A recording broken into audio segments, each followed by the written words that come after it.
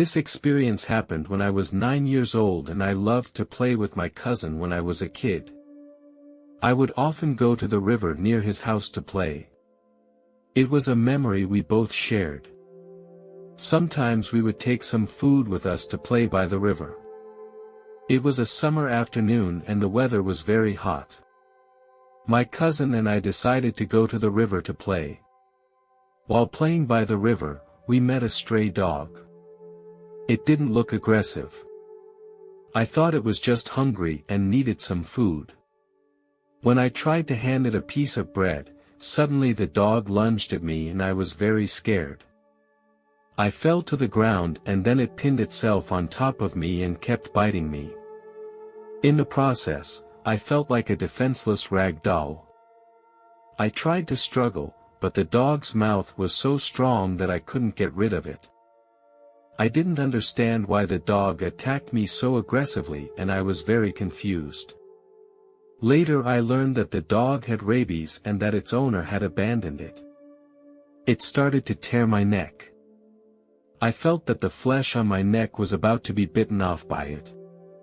At this point, my cousin tried to pull the dog away from me, but his strength was too small.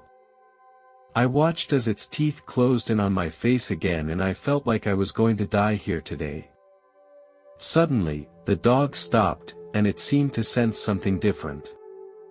I saw it lift its head and look in a certain direction. I felt very confused and wondered what was going on. Then, I heard a voice telling me, "Kick it with your foot."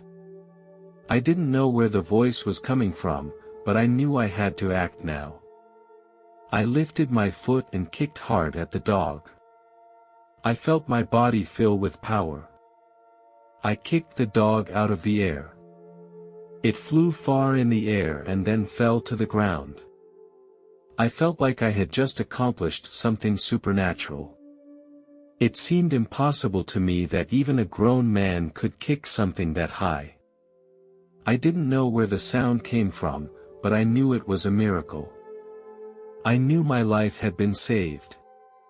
When I stood up, I didn't feel very much pain.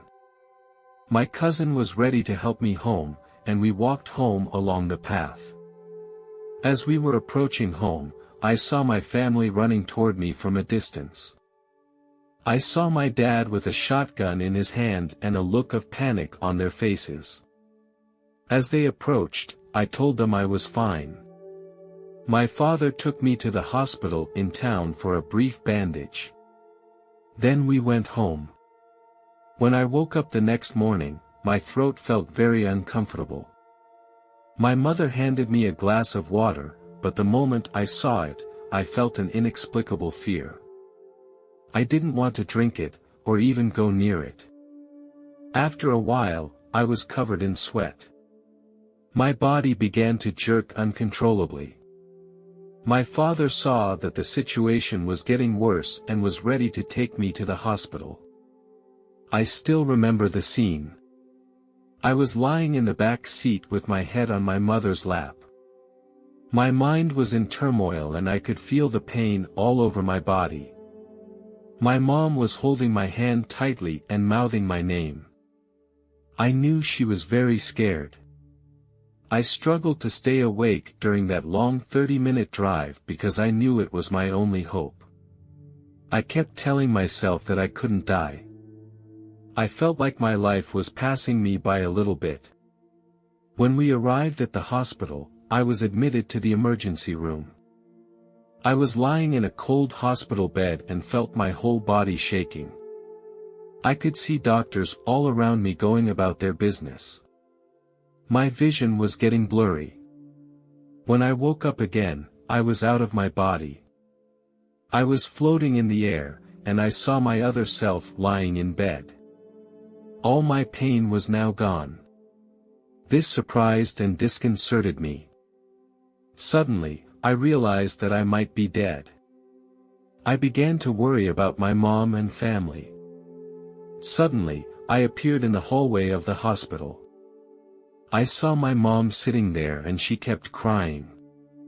I wanted to comfort her and tell her that I was fine. But I found myself unable to make a sound. I became very helpless.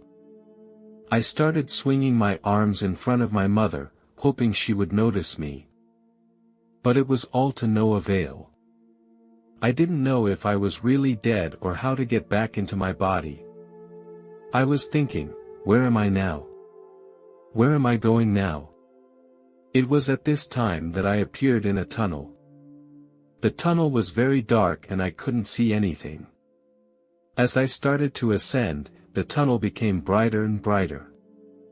I felt like I was moving upward at a very fast speed, like a rocket launch. When I reached the top, I found myself floating in a sea of clouds.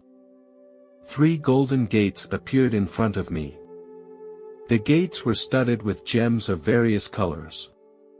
The largest jewel was as big as a car.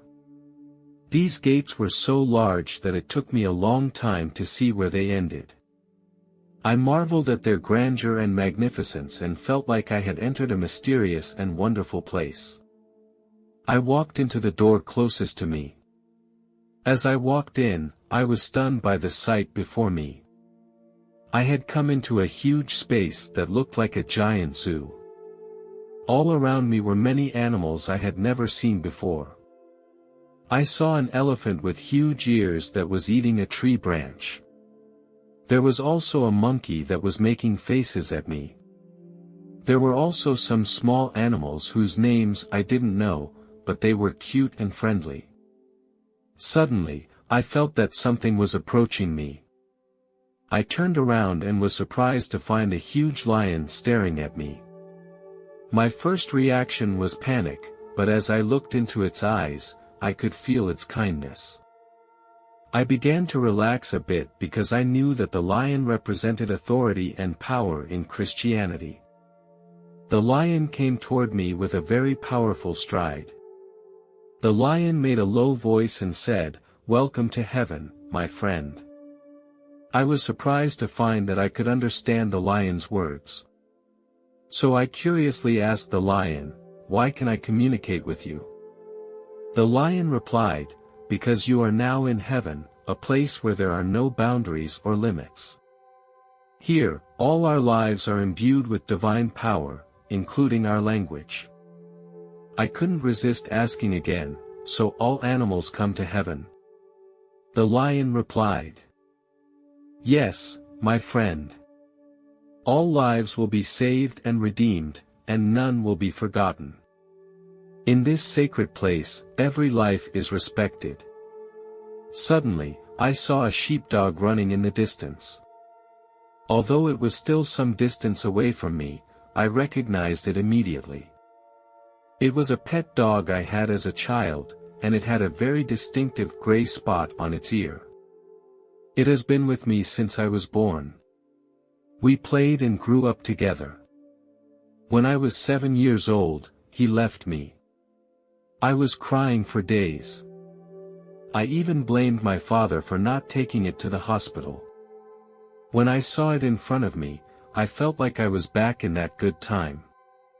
I held it in my arms like I used to, and it still smelled so familiar. I told it how much I missed it. Suddenly, it spoke. Although I knew this was heaven, I was still surprised. It told me that it was very grateful for my care and love, but that its mission had been accomplished and it had to leave me. I can't blame my father for this incident. I realized that every life has its own unique meaning. Not only humans, but all animals have their own mission. Suddenly, its body gradually became a blur, and finally disappeared into the air.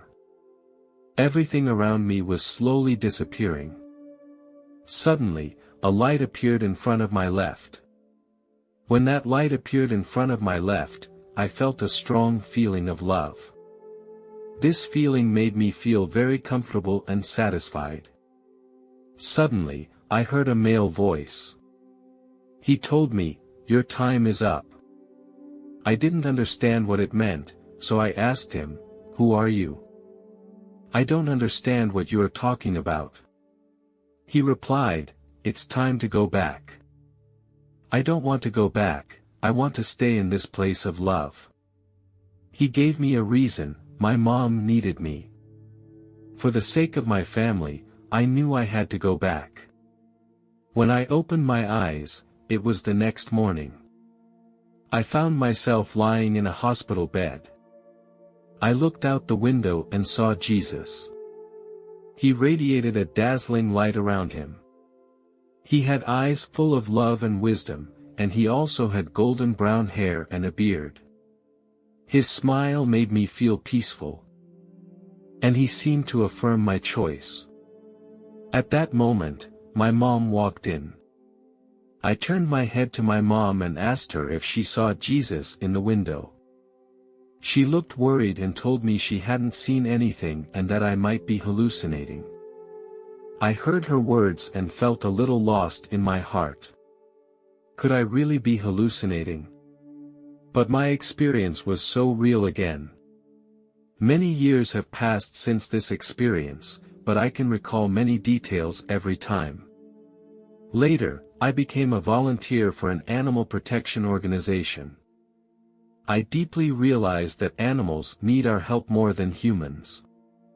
They cannot protect themselves as we humans can.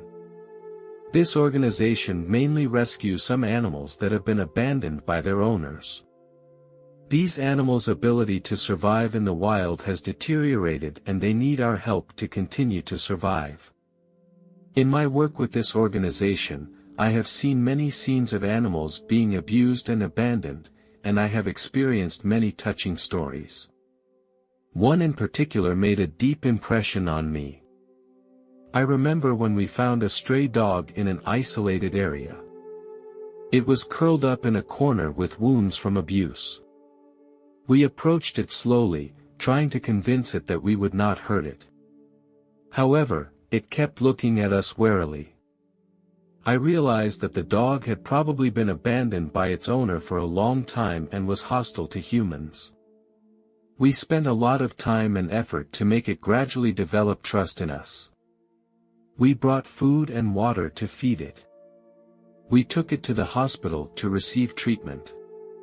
With us by its side, it gradually adapted to its new environment. Slowly, the hostility in its eyes disappeared. Its tail began to wag and make happy noises. When the dog was fully recovered, we started to look for a suitable home for it. Eventually, a kind person took it in. It could finally live in peace and enjoy the warmth given by humans. Therefore, I would like to urge everyone not to hurt animals. We can choose to adopt pets and let them find a sense of belonging and security in our families. Let them get the right to live in this world as they deserve.